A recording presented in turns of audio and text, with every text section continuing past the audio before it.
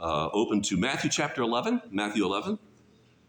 I don't know if you knew this, but May is, I think they keep inventing titles for months for special observations. Well, one of the things that May is, it's the month that we recognize national speech, language, and hearing. That's interesting, don't you think? Because the title of our message is a spiritual hearing test. So how appropriate to preach this in the final month of National Speech, Language, and Hearing Month. You know that from last week, the Lord Jesus had just finished talking with the disciples of John. John had sent his disciples, and this was urgent for him. Ask Jesus, are you really the one? Because this is about to cost me, I'm improvising these words because certainly this is what he's thinking. It's about to cost me the greatest price that I could possibly offer. I'm about to lose my life. At some point, he would have known that. So go back and ask Jesus one more time, am I putting my trust certainly in that one? Because everything rides on this. And you remember how Jesus then spoke about John the Baptist. And I think he acknowledged the fact that John struggled, right? We had a prayer breakfast yesterday, our men did, and I think one of our men said, this is one of the encouraging things about Scripture, is it doesn't whitewash stuff. By the way, that's a great evidence for the inspiration of the Word of God, that these are the very words of God. Because religious books outside of the Bible typically pump up the people who are in those books to make them look superhuman. And you don't find that in the Bible at all. God calls things just the way they are. So then we said to Jesus, then turn from, as the disciples of John left, he told them what John needed to know. And he turned, I don't know if he turned around, but he focused his attention upon the entire crowd that had gathered, who certainly would have heard that conversation. They're kind of listening in probably on his conversation with John's disciples. And that lands us now in chapter 11 and verse 11. Look with me at verse 11. Truly I say to you, you crowd that's left over here, among those born of women, there has not arisen anyone greater than John the Baptist. Yet the one who is least in the kingdom of heaven is greater than he. Do you have your hearing turned up? Because these are not the easiest passages to preach through. So I would encourage you to take some notes down. Let's dig in and find out what Jesus was meaning by these things. So Jesus continues to talk to the crowd. So if I can put his words this way, as you look at these verses. So many of you have listened to this man of God named John, and you heard him, he and I, his disciples and I talking, and you kind of put pieces together. When you heard what they said about John, you knew that this man was struggling. You heard that. Now, it's easy to put heroes on pedestals, isn't it? But this is the reality, is John the Baptist was struggling. Somebody, you might be struggling too. You're in pretty good company, right? Like all the rest of the planet, right? There is no temptation taking, no struggle that you're going through this morning. I don't know what it might be. But such as is common to man. But God is faithful, will not suffer you to be tempted above that which you're able, but will with that temptation also provide the way of escape that you may be able to bear it. So this is the John that you all heard. It probably discouraged too by there he's sitting in a dungeon. And what legitimate charge could have been laid against him? There was no legitimate charge laid against him. He was preaching righteousness.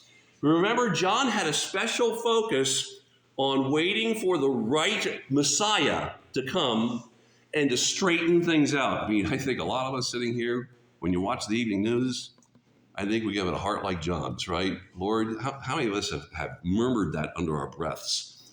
Just come back and straighten this out. It's time for judgment to take place. We may not use that word because it's a sobering word, but that's in essence what John was saying. So he struggled with this because judgment righteousness was not being realized by him sitting in prison with trumped up charges. Jesus goes on, he says, I just told you not to doubt that John is the messenger who is going to point you to me. Don't doubt that. You're going to be tempted to doubt that. Don't. Don't hesitate to take what John said about me to heart. No other human has ever had the privilege of introducing Messiah to this planet. No other one but this one, John. So if you're wondering what it means to be the greatest among all men, it doesn't necessarily mean that he was, bar none, the most righteous man who walked the earth, although he certainly was a godly man. It likely points to the fact that he was privileged to be the only person to point to Jesus, and Jesus is coming at this point. Now, then Jesus goes on. Did you see that in verse 11? This is a head scratcher for some of us, right? Yet the one who is least in the kingdom of heaven is greater than he. Now, honestly, have you ever wondered what that meant? Because we're all on board with John. He's a great godly example, but us, the first century disciples, in what way were the first century disciples greater than he? Well, there's no one better fit as an ambassador to you than he is. But any one of you, my hearers, now he was talking to this crowd. And the crowd probably included some of his disciples, some who had actually been born again. Any one of you who submits himself to me and comes to me, physically comes to me in my presence like you are right now, hearing and trusting what I say and seeing what I do firsthand, that person has entered the kingdom of God. That's the definition of salvation. They're trusting what he said. They actually saw him do this. John didn't see that. Now, I'm not saying that John was not saved. That's not the point. But John didn't have the privilege that so many, even people in this crowd, had the privilege of seeing Jesus eye to eye, witnessing what he did. 1 John chapter 1, verse 1 says, John starts off his epistle, and he says, we have touched him and actually laid our hands on him. John doesn't have that privilege right now. So any one of his disciples who came to know Christ and saw all this and committed themselves directly to Jesus, saw his miracles, you actually have a greater advantage than John did. Now, if you're a thinking person, there are some things that you don't share in common with the disciples in the first century, and one of those obvious ones is you don't see him, right? You have not been able to hold him. You've not actually had his words spoken in your presence. So listen, folks, you know more than the disciples did in the first century. You know far more than them about Jesus and about his plan. And you know vastly more than John the Baptist did, right? So you are privileged. You have more, and we ought to think about that. We're not second rate. God has given us all these wonderful truths, and we're going to be responsible for those truths and how we handle them. Look at the verses 12 and 13. From the days of John the Baptist until now, the kingdom of heaven suffers violence, and violent men take it by force. For all the prophets and the law prophesied until John. So Jesus goes on. He's still talking to this crowd. And he says, from now, or I should say from the beginning of John the Baptist's ministry among us, right until the moment that Jesus was addressing this crowd, the kingdom of God has been pushing out. In fact, it's been forcefully pushing out. Pushing out.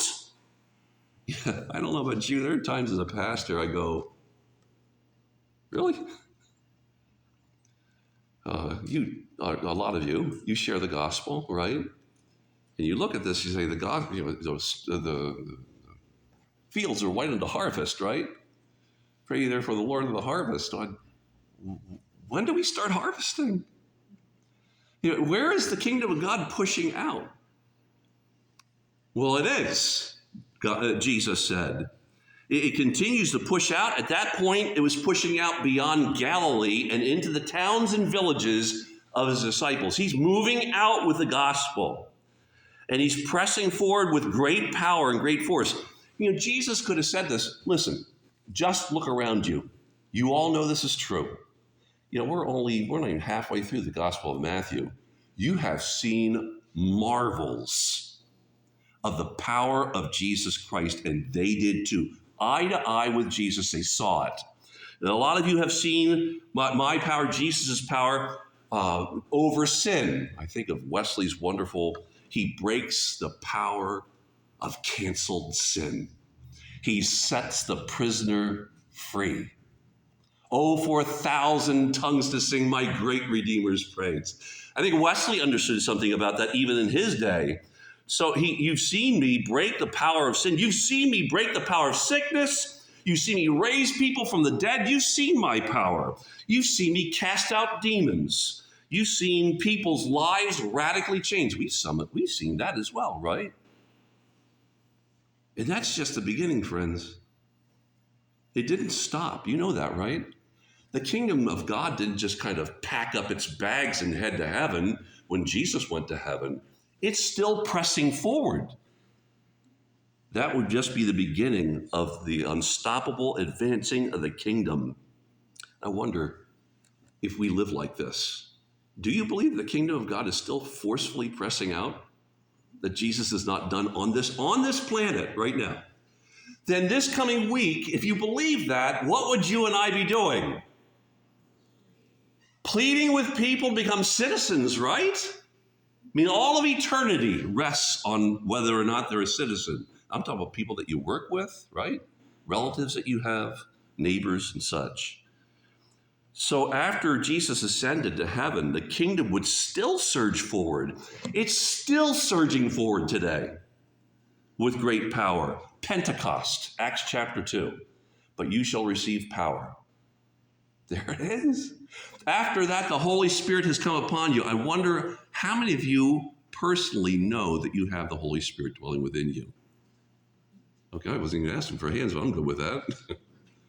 Then guess what? Then that's true. Do you live like that? Right? You shall receive. This is kingdom power.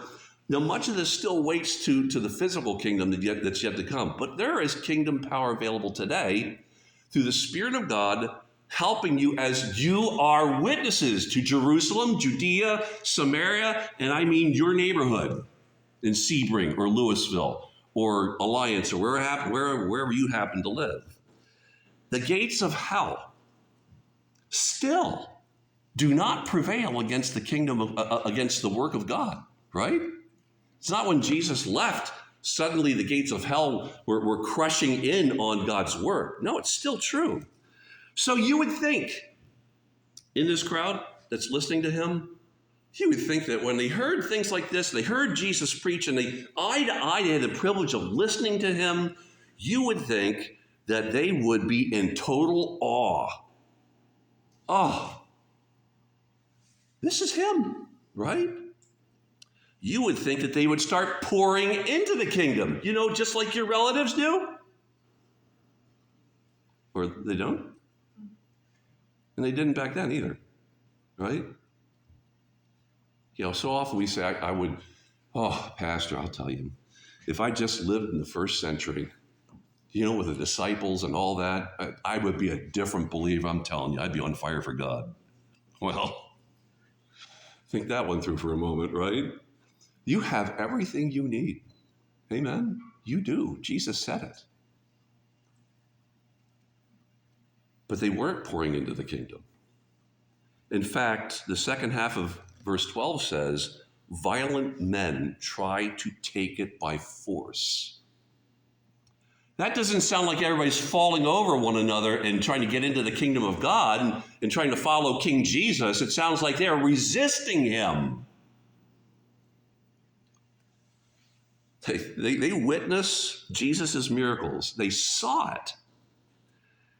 And I'm talking about miracles that even John the Baptist didn't get a chance to see. They saw it with their own eyes. And their response, friends, was to hate him and to resist him by force. No, it wasn't always like this. There was a time, do you remember this? That early in Jesus' ministry or in his life that people actually admired him? Isn't that amazing? Luke chapter 2, he was favored with God and men. That means that people looked and said, wow, what a young man, right? They admired him. There's a time when he grew in favor with, well, obviously with God, but also with men. Look at Luke 2, not right now, verses 41 through 52.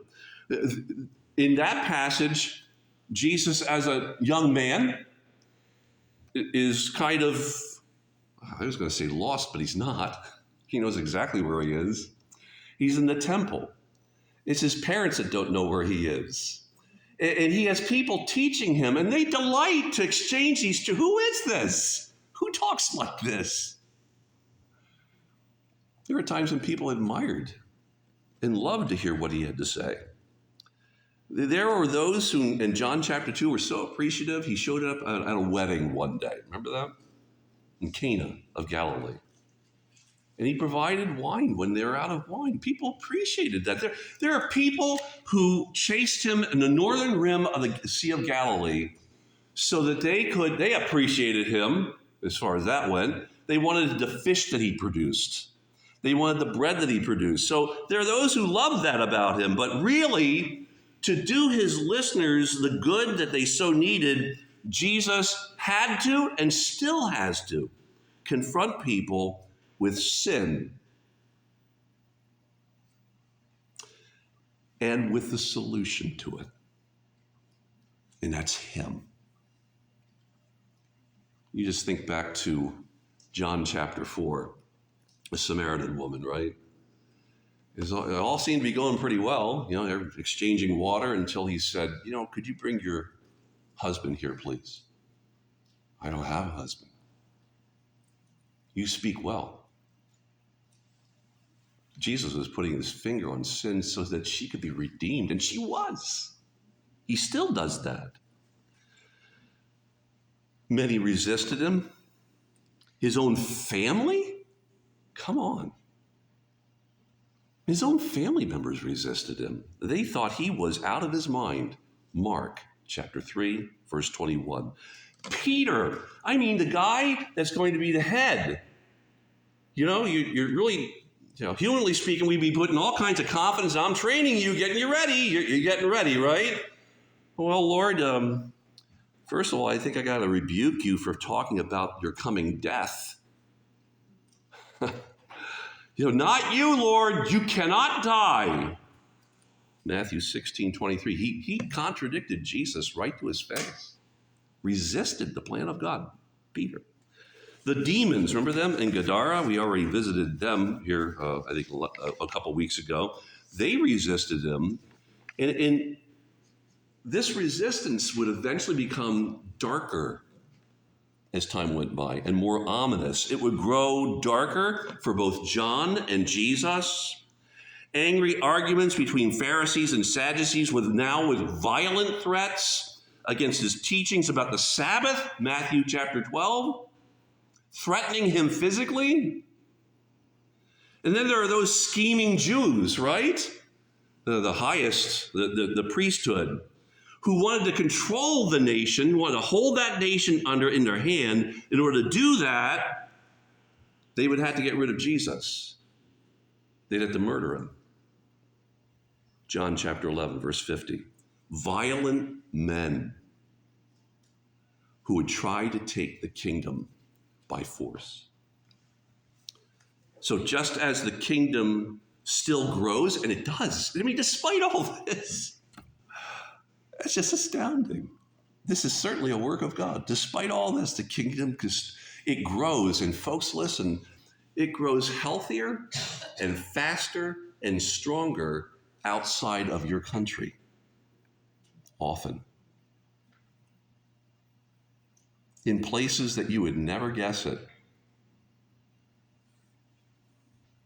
Places that are persecuted, communist China. Healthy church. I know of Americans trying to teach. There's an island off the coast of, I don't know how this happens, but island off the coast of the People's Republic, and somehow they get pastors to cross over that water and into that island, and they bring American seminary teachers and pastors to teach these pastors to send them back into the People's Republic. Violence. Growth was surging, but so was violence, and violence continues to surge. Even after Jesus is gone. Listen, after he was gone, how did his disciples do? Almost to a man, martyred. Now, I mean, most movements would say that's not success, right? There's no way that can continue on. Yeah, the blood of the martyrs, right? Then Stephen would be stoned to death in the book of Acts. Didn't stop there. Polycarp of Smyrna, we've talked about him before, burned at the stake for his faith because he wouldn't offer a little pinch of incense to Caesar. Burned at the stake. And then there's the Oxford martyrs. You all read about them, right? Right? You know the Oxford martyrs, right? Oh, yes, you do. Hugh Latimer, Nicholas Ridley, Thomas Cranmer, burned at the stake by Queen Mary, bloody Queen Mary, for their faith. Said, still not ringing a bell, Pastor. Well, let's try it this way. Have you ever heard the little nursery rhyme, Three Blind Mice? See how they run? Read that this afternoon. Because that was written as a mockery against these three men.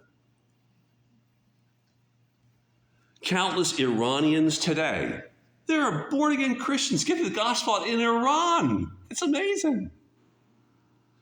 In China, we mentioned North Korea, believers suffering abuse at the hands of violent men still. Now look at verse 13. For all the prophets in the law prophesied until John. So here our Lord Jesus is saying, up until John the Baptist, Israel actually had the prophets and the law. Now, look up just for a second. This is going to help us. The words, the prophets and the law, were just kind of a code for they had the Old Testament. It's a way of saying they had the Old Testament scriptures, from the prophets to the law. So they had all of this. They had the written word of God, instructing them even back in that day about the coming kingdom. Is there anything in the Old Testament about a coming king? Oh yeah, right? You know what? And before John's time, they had these written records from the Word of God to instruct them so they could follow that. And even as the Old Testament grew silent with the final book of the Old Testament, which is the book of Malachi, the final statement of God in the Old Testament, even as that book was, if I can put it this way, as the ink was drying on that book, Malachi 4:5 said this, I am going to send you Elijah before the coming of the great and terrible day of the Lord. I don't want you to forget those words, okay? Do you hear that? The coming great and terrible day. That's the judgment day of the Lord. So God had already graciously given them the Old Testament scriptures to prepare them for the coming of the kingdom, and now he gives them a human being. That's amazing. He's going to give them another one, right? Because this human being is to point to the next one, who's God and man at the same time. He gives you a person, Malachi said, who is Elijah. Now, probably what this means is this person is going to be like Elijah. And this is speaking of John the Baptist, and obviously Elijah and John are not exactly the same person. So likely what Malachi was saying is that when this man comes, we know this is John, he is going to be in so many ways like Elijah. You read your Old Testament, and that was in fact true, wasn't it? He's going to prepare you for this kingdom and its king, and the final judgment, he'll prepare you for that as well, and it is indeed coming. Look at the verses 14 and 15. And if you are willing to accept it, John himself is Elijah who was to come. He who has ears to hear, let him hear. Now, Here's the hearing test. There are people right now, if you're a thinking person, you already got questions. And Jesus says, all right, you got questions. I may not answer all of those, but can you hear it? You know, when you can't figure it out, do you still trust in the Lord with all of your heart and not lean to your own understanding? But in all of your ways, including this one, do you follow him regardless and allow him to direct your path, to make your path straight? Can you receive this, Jesus says? Can you welcome this? Here is my hearing test for you. This Elijah-like prophet that comes before the Lord's coming, Malachi said. This one is John. Now, there's got to be a number of reasons, friends, while people in the crowd are going, oh boy, this is giving me a headache. Because they're not literally the same person, but the one is just like the other one. But in so many ways, they're different too, just like they're the same. This John, remember John? Do you remember just a few minutes ago when his disciples were here? Do you remember the questions that John was asking? This man's scared, right? He's kind of shaky. I mean, honestly, right? He's a little bit shaky here. I don't expect this messenger to be like that. He's human. He seems kind of shaky. Maybe he thought, the crowd probably thought, he might be thinking about caving into peer pressure. Remember last Lord's Day, we talked about the being blown in the wind. Remember that? The reed blown in the wind. Did you come out to see a reed blown in the wind? Some of them came out to see that. So you think this guy's shaky. You want to find out that he's not. Or maybe he is.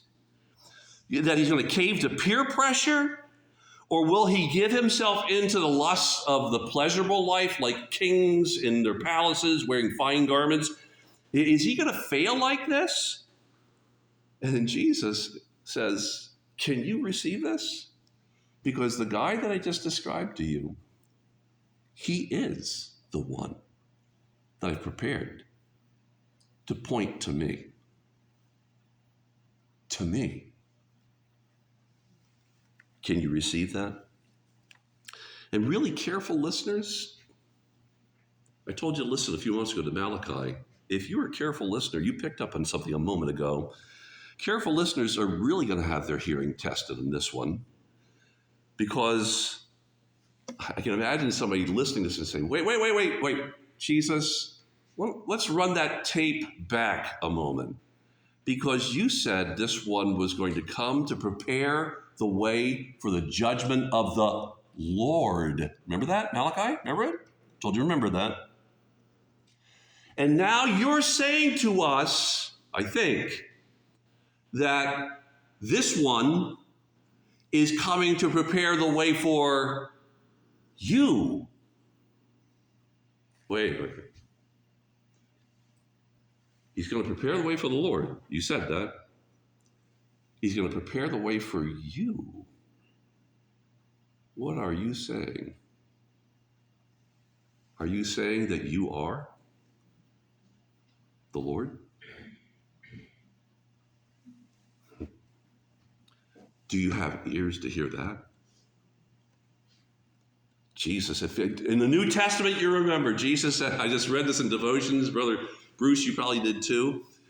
If you have seen me, you have seen the Father, right? Now, can you receive this? That God would choose the kind of, and I want us to think about this morning, please. That God would choose the kind of messenger and the kind of message that is going to force you to trust nothing, not even your own wisdom, but to lean upon him totally. Can you hear that? Jesus was saying, I've chosen the perfect type of person to point you to me. John struggles with human doubts at times, and you might be questioning whether or not he was fit to be my servant. You know what? Some of us, we're not John the Baptist. And we get out there and we start, don't we, Al, start questioning whether or not we should be saying certain things? Talk to him about that. It's interesting, we just talked about that yesterday. Moses, so get my brother, but not me, right? You might be questioning whether or not he has any business saying these things. You might question too. The reason why, Pastor, I've shared the gospel in the past, and I'm not living in sin, but sometimes my confidence feels shot because I start looking at me and I think, who am I to do this? And John could say the same thing. And God's response was what? He's the one. Listen to him, regardless of what you think about him. You might question the fitness of John to be my messenger, wondering, is he stable? Is he just blown about by the opinions of human beings? Is that what this was all about? But he is my messenger. And after all, he's not pointing you to himself anyway. He's pointing you to me.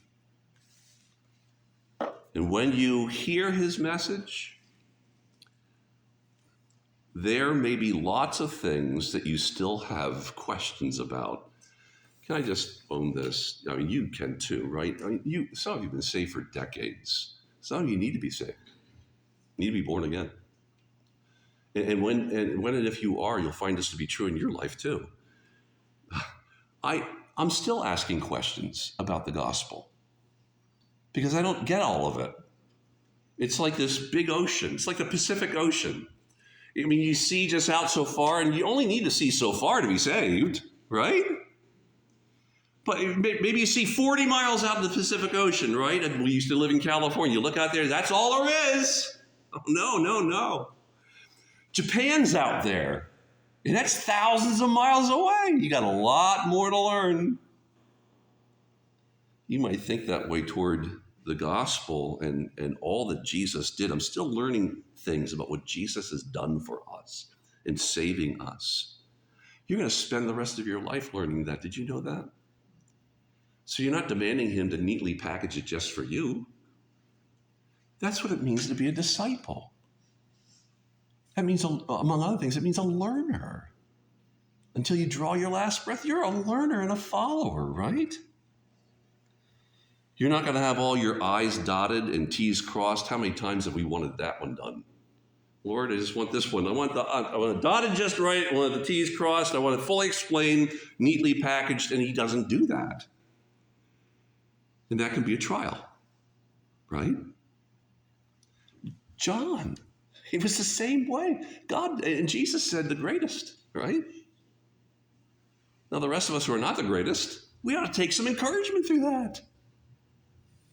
Say, Pastor, I'm learning, I'm trying to grow. Amen to that, right? The rest of your life, right?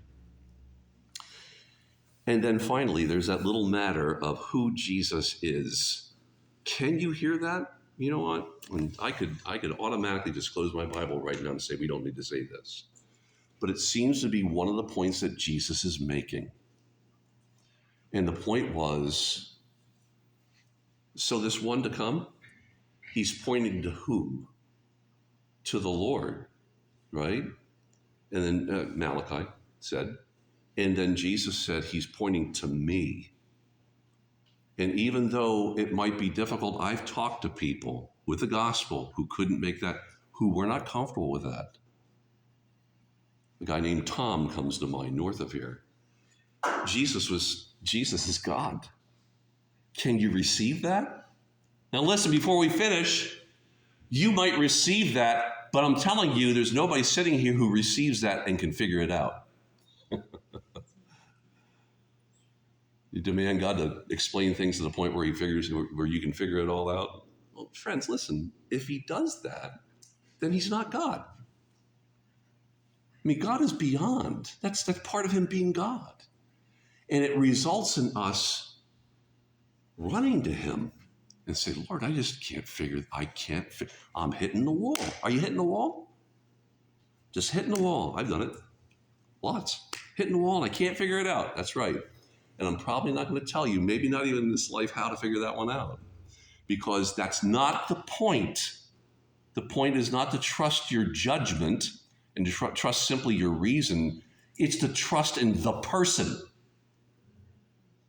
God. And when you fall, can I put it this way? When you fall into the everlasting arms that are totally capable of supporting you, and just look up and say, I still don't get it, that's okay. Because underneath are the everlasting arms, and that's what you need to know and to move out with what you know. Let's bow our heads and close our eyes, please.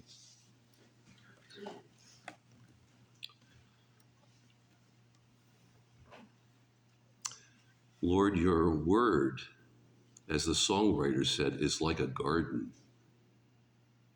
It offers so many wonderful fruits. Your word is like rubies and gold. Your word is like pure water for thirsty souls. There may be one here who has never drunk of the word of God in saving faith. And they've spent months, years, hitting the wall. And if they haven't, they likely will. Lord, help us just to come to you in absolute childlike faith. Own that we are sinners to that one or two or whoever is here. Come to him like a child. Trust as much as of what he's told you, sufficient to save you. Trust that. Not your own reasoning.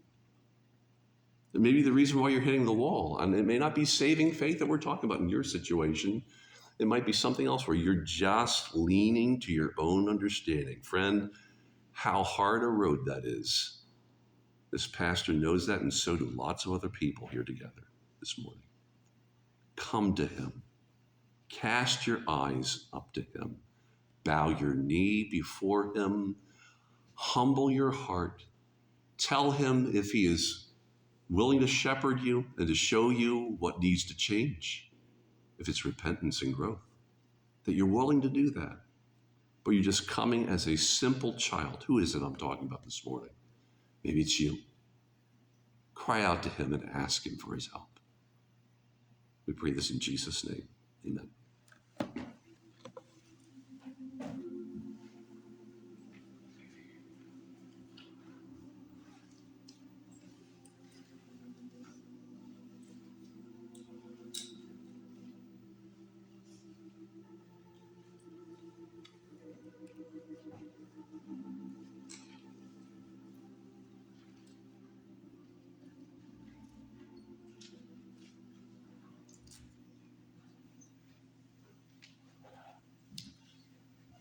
Speak, Lord, for your servant heareth.